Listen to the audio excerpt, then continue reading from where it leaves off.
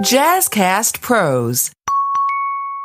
This episode is dedicated to advocating for yourself with those close relationships. I love my mom, but I didn't want her to come here for the surgery. I did hurt her feelings. She was very hurt that I didn't want her to come here, but I'm the one that needs to heal, right? This is my surgery.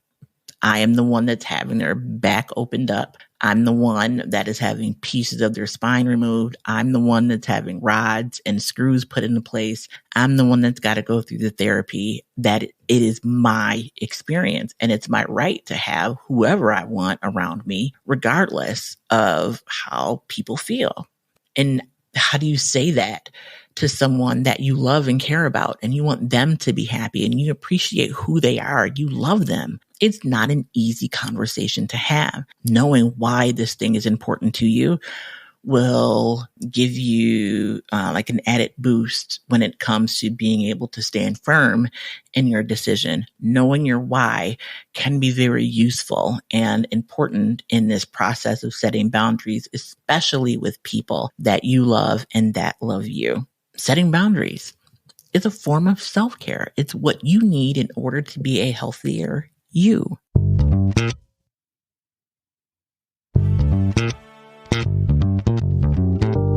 Welcome to Healthy Illness Podcast, the podcast helping you to build healthier relationships while living with a mental health condition. I am your host, Kelly Marie, and I'm ready for the journey. Are you? I live with mental health conditions. I have walked the walk of therapy, of peer support, and I'm here to help you make it through your mental health challenges and to help you build those healthier relationships with yourself, relationships with others, relationships with money, right? Relationships with life, with the world. Everything is a relationship. And it's necessary for us to grow in the space of relationship building and understanding self if we want to live a healthier, happier life. So please like, subscribe, and share. It is an honor to be here and to be a part of the Jazzcast Pros network. Head over to jazzcastpros.com for more of the Jazzcast Pros podcasts. It's an incredible network. And if you are looking to start your own podcast and you don't know where to go, Jazzcast Pros is there for you. Jazz is an incredible producer and mentor and can walk you through, answer the questions so that you are ready to launch your very own podcast. jazzcastpros.com. If you are interested in learning more about what it means to live with a mental health condition, or in my case, mental health conditions, head over to frontseatlife.com. That is where you can meet and learn more about me, Kelly Marie. I share my story. We'll have some trainings coming up soon that I would love to have you in the room for. So frontseatlife.com. You can also catch me on IG and Facebook at The Front Seat Life. We've been talking about my recent back surgery and the many things I've learned in this process. And today we're talking about advocating for yourself. So you, by the end of this podcast, will know how to implement the tools to advocate for yourself, especially when it comes to using the tools with people that you love. It's easier to begin to use the tools and to create boundaries and to stand by those decisions when you don't like somebody, or if they don't have a proximity to you. Maybe it's a coworker or a stranger, or doctor, or whatever. It may be a little difficult when it is a partner or parent, a sibling, or child. And so this episode is dedicated to advocating for yourself with those close relationships. Last time I talked a little bit about not really a little bit about, but I talked about my spinal laminectomy and fusion surgery and the recovery process. And I wanted to dive a little bit deeper into the self-advocacy piece. Now, I had surgery on my T1 through T3 spine, and that's your thoracic spine right after your cervical spine, which is like your neck area. So right after your neck starts the thoracic spine. And then your lumbar spine is your lower back. And that's where people usually have a lot of issues. So for me, it was not in that typical place, which, I'm not surprised it wasn't in that typical place. But I had issues at that T1 through 3.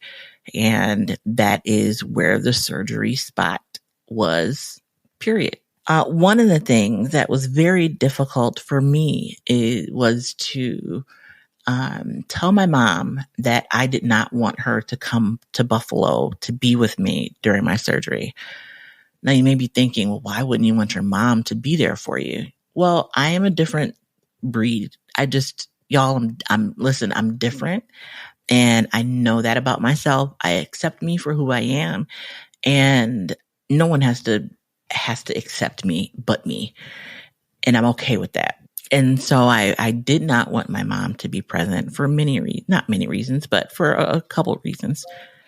So there were a couple of reasons why I wanted to not necessarily go this alone. I knew that I would need support, but why I didn't want my mom to be here or, don't make a trip to come up for my surgery. I had my friends ready and waiting and available to assist.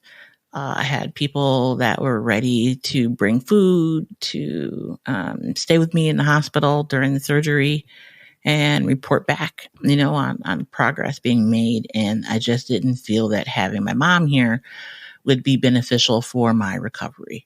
We have an incredible relationship. I know that no matter what I need, she's always there for me. If I need somebody to bring me a piece of tissue from Georgia to Buffalo, like she would be that person. But I felt for this surgery, one, I was not expecting the recovery to be long. And I would be either asleep or mostly asleep, not really needing assistance from anyone because of how the surgery was supposed to occur. And so I had to use all of the tools, right? And what are those tools? We'll go into that, and I'll give you a couple steps to use when you have to advocate for yourself and really draw a line with your boundaries when it comes to people that you care about and care about you. I personally feel like I turn into a kid again when my mom's around, and that is not a feeling I wanted to experience. Now, listen, we talk on the phone for hours. Like, I don't know how, but we'll look up and 2 hours will have passed and we've talked about much of nothing. But somehow, we will spend hours together on the phone. But an in-person relationship is different. If anyone has experienced a long distance relationship, it's different when you're together, right? And so for me, our relationship is best the way that it is, and best when we can do things together. Like, it's one thing to be able to go places and do things together and hang out. And I would love to be able to do that. Like, if I wasn't having back surgery and maybe I had to get surgery on my arm or something, like, we would still be able to go places and do stuff. And right. But it was back surgery. And so I knew that I would need a different type of care, and the type of care that, for the most part, self-sufficient with a little help here and there. Like, money, it didn't make sense to spend that kind of money to stay here in Buffalo. My house is not for guests. It's just, it's too small for guests to be here. It's really set up for one person. I have a recliner and this little small couch that is not very comfortable. It's cute though, and it's good for sitting for, an hour or two, but not for that to be the space in which you're going to be and help someone heal in. And so I had to let her know that I didn't want her to come for my surgery. And she didn't hear me. She thinks she did. We've talked about this. So I'm not sharing anything with you that I have not shared with her. But she thought she heard me, but she didn't. When it comes to sharing and asking something of someone. So in this case, Mom, I don't want you to come for the surgery. I'm good. I won't need that much help. Again, if this were a long-term It is actually a long-term healing process, just internally, not externally. I've pretty much returned back to most of my day-to-day life and ability to do things. But I love my mom, but I didn't want her to come here for the surgery. That's what it is, right? And so I'm sharing more with you so you kind of understand my thought process and, the questions I was asking myself and the reasons why. But just know you don't have to explain to anybody why. You don't have to know the reason why. If your no is your no, then it's a no. If your yes is a yes, then it's a yes. Your boundary is your boundary. That's it, period. So none of those things need to be explained. I chose to explain because of my relationship to her. And I did hurt her feelings. She was very hurt that I didn't want her to come here. But I'm the one that needs to heal, right? This is my surgery. I am the one that's having their back opened up. I'm the one that is having pieces of their spine removed. I'm the one that's having rods and screws put into place. I'm the one that's got to go through the therapy. That it is my experience, and it's my right to have whoever I want around me, regardless of how people feel. That may seem a little cold. So the softer side to that is, right? I knew the type of healing environment that I would work best in and heal in. And I was firm in making sure that I had that environment. So, like I said, it didn't really go over well. It appeared to. I mean, she said eventually she was like, okay, no problem. I won't come up for your surgery. But I know that her feelings were hurt, and we talked about that. But in having the conversation, it came back again when I was in rehab. And I spent a week and a half in medical rehab unit. And she and I were talking on the phone, and she's like, I'm looking to come up in a couple days. And I'm like, wait, come up here why would you need to come up here for a couple days? I thought we talked about this and you weren't coming up. And so she still wanted to come up. And, her thought process, I believe, was, that was for the surgery. And I'm like, yeah, but I don't want you here for the whole process. Like and how do you say that to someone that you love and care about, and you want them to be happy and you appreciate who they are? You love them. It's not an easy conversation to have. And so some of the things that you can do, and I'm going to share some steps with you, is really important to, first of all, know what it is you want. Right? Like, reflect on the boundary. What is it that you want? You do the internal work to know why you want it. That is something that you may share or may not share, but it helps to know why you want a thing. You don't have to know. You may just have a feeling, I don't want this to be this way, or I want something to be this way, and that is enough. But I'm talking about the reflective piece of it. Knowing why this thing is important to you will give you like an added boost when it comes to being able to stand firm in your decision. Knowing your why can be very useful and important in this process of setting boundaries, especially with people that you love and that love you.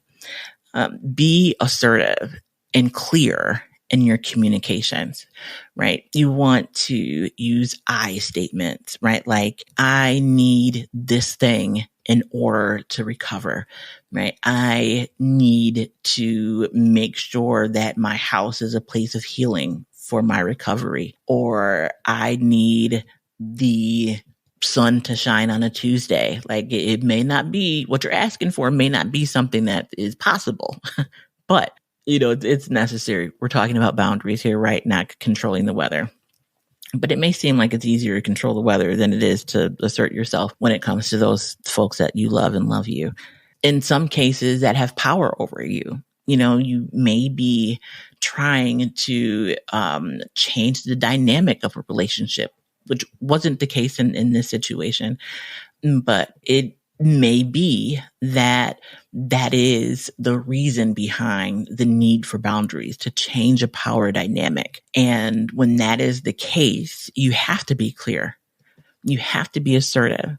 You have to be sure that this is the thing that you want, that this is the boundary that you have to have, right? Because otherwise, maybe you don't need to have that boundary. Are you sure that's the boundary that you want? Well, why can't it be this boundary? Why can't it just be the way I want it to be? You see what I'm saying? Like you have to be sure in that thing so that when you're communicating it to the person that you care about, that they understand this is truly your desire and that there is no wishy-washy, there is no pushback, this is the thing that I desire. This is the boundary that I am choosing to set, and be consistent with that. So that's the third thing, being consistent. You can't say one day, no, I don't want you to come. And then, well, yeah, you can come. Well, no, I really don't want you to come. Well, maybe it's tough to stand firm on a thing if you're inconsistent in that thing. So being consistent, which if you think about it, goes back to step number 1, reflecting on that boundary and knowing your why. Once you know your why, it's easier to be consistent and to stand on that boundary. Greetings, everyone. My name is Rob. Yes, I am the host of Father Torch. I would like to take this time to invite you in my discussions on very, very important topics of being a Black and brown father in today's society. Being a parent, the other parent, we face trials and tribulations too. We have worries, we have feelings. Here at Father Torch, we promote the advocacy of being the dad you wish you had. Join me at fathertorch.com. Step 4 is going to be seek support, right? So in my case, I had the support of folks locally here, and I was able to lean on them and use them as a part of my why, right? I have a support system here. I have people that are going to be able to do A, B, C, and D so that my mom would at least feel comfortable knowing that her daughter was taken care of, right? That is a reasonable desire of a parent to make sure that their kid is taken care of. And so I wanted her to have that assurance, right? That I wouldn't be here alone, that I had people that she knew that she could call anytime, they could text, they could video chat, whatever they needed to do to communicate with each other, that she had the ability to contact them and they would be in contact with her as they're helping me in the ways that I minimally needed help. Again, I was not expecting to need any assistance except for the heavy things, taking out the garbage, changing sheets, that kind of stuff. I didn't feel that I needed 24-hour care or even 4-hour care. I could use somebody for 10 or 15 minutes and then I'm good because I know me. I like to be alone. I also like and love my friends. I like time with them. But generally speaking, I like being by myself.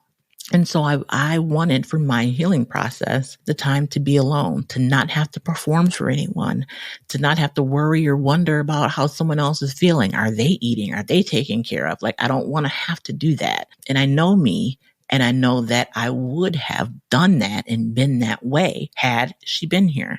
So seeking support, being able to talk through the boundaries and be able to talk through the argument, quote unquote, disagreement. And that's an assumption that this would be an argument or disagreement, but your reason why, your why is an argument. And sometimes saying the words out loud and you hearing them and having a dialogue and discussion with someone about it can be beneficial. That person can also speak on your behalf and be a verbal support to you.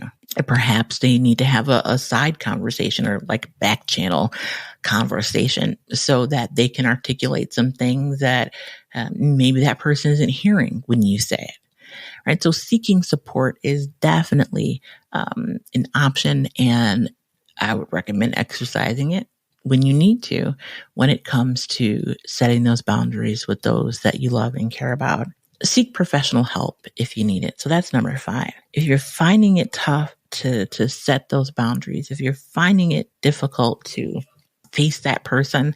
You can, especially if you're already in a therapeutic relationship, you can talk to your therapist, work through the situation with them. Perhaps they can be a mediator in a conversation between you and the other person so that you have someone in the room virtually or actually in person to be able to mediate and provide support in this boundary setting issue that you might be going through. And the last step is to practice self-care. Self-care is not always fun. Self-care is not a long shower. I mean, it can be, but like the deep self-care. This setting boundaries is a form of self-care. It's what you need in order to be a healthier you. So practicing self-care and maintaining your sense of well-being throughout this dilemma and situation is really important. And so if you are meditating or, going for walks, if you're journaling, if, you have implemented a self-care routine, it is important to continue with that. If you don't have one, begin to try some things to make sure that you have that self-care. Again, focusing on self and setting boundaries, again, is a part of that self-care routine. But it gives you the support you need to refuel as you work through this boundary setting situation with someone that you care about. So those are your steps. And those are the steps that I took in working through things with my mom. I did not need to consult my therapist, but I did reflect on the many years of therapy that I've had and honestly began to question myself. Why was I in this situation? Here I am using all of the steps and I'm still getting pushback, right? It required me to lean in and to stand on the decision that I had made, understanding that it would hurt the person that I love. But that is an example of putting your needs first, because I knew the other situation would not have been beneficial to my well-being and to my recovery. So here are your steps again. Reflect on the boundary. Like, what is your why? Why is this the line? Again, you don't have to share that with anyone, but knowing your why, knowing why the boundary is necessary, can help you stand firm on that boundary. Number 2, communicate assertively. Use those I statements. I need, I feel, I desire, I would like, right? Make it about you and not the other person. Be consistent, right? You don't want to be wishy-washy. No back and forth, right? It sends the wrong message. Well, maybe you don't want this thing, right? You keep saying yes and no. Which one is it? Being consistent in whatever the decision is very important in this process. Seeking support, having, and this is step number 4, seeking support of those that you trust to be able to assist, to listen, to be a sounding board as you talk through things, to be able to back channel, right? And maybe have conversations on your behalf if necessary is integral. Seek professional help if needed. And that would be talking to your therapist or religious leader, someone in your life that can provide additional guidance from a professional standpoint to be able to assist you in setting the boundary and talking through why it may be difficult, or talk through those arguments that the other person may give for them wanting to assist you in whatever way they think and deem is most important. And finally, self-care. Self-care is key. I talk about it a lot. Having your self-care routine, but being able to keep the glass full while you're working through this boundary setting situation will help ensure that you have everything that you need to continue to fight and advocate for yourself. So there you have it. That is advocating for yourself and using the tools, which can be difficult when you are setting boundaries with those that you love and care about. I have so much more to share with you about things that I've learned in the healing journey throughout this whole process. And I cannot wait to talk about asking for help from others. So the other side of the setting boundaries is opening up and actually asking for help from others. That is our next topic here on Healthy Illness. I am Kelly Marie, your host extraordinaire, and I look forward to our next chat. If you got something out of this podcast, or you know that someone else would get something out of this podcast, please like it, subscribe it, share it, reach out. What are you thinking? What works for you? Have you tried these steps? Let me know. You can reach me by email at frontseatlife@gmail.com or at the Front Seat Life on Facebook or Instagram. If you're looking for help, you can dial 211 to find assistance, to find someone to talk to, or if you need programs. You can also use 211 right in your browser, and it will take you to the National 211 site, and you can do a zip code search or city search in order to find resources in your area. If you are in need and you need someone to talk to, it's urgent. You can dial 988. That is the crisis talk line. There is someone who is there to chat 24 hours a day, 7 days a week, including the holidays, the weekends, 24 hours a day. There is someone there to answer the phone when you call. And if you are experiencing a medical emergency, please dial 911. Let them know what type of medical emergency it is that you're having so that they can send the proper help to you. I appreciate you for listening. I appreciate you for being there, for downloading, for subscribing, for liking, for reaching out, for letting me know what you're getting out of Healthy Illness Podcast. It is much appreciated. And if you've got that itch for a podcast, you know that it's something that you just always wanted to do, or it's a new thing. Try Jazzcast Pros Network. I love Jazz. She's an incredible producer, an incredible friend, and is able to help you find your niche, help you develop your audience, help you develop your theme. And she does all the editing work and producing.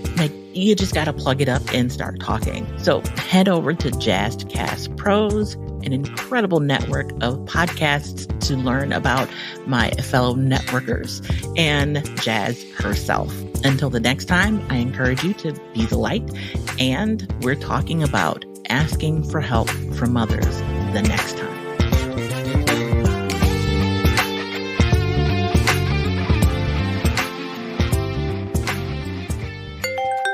Jazzcast Pros. Do you hear that small, still voice calling you to do something different, to achieve something greater, to live your best life now rather than later? If you're a woman contemplating your next move, you've found the perfect podcast to empower your self-growth journey.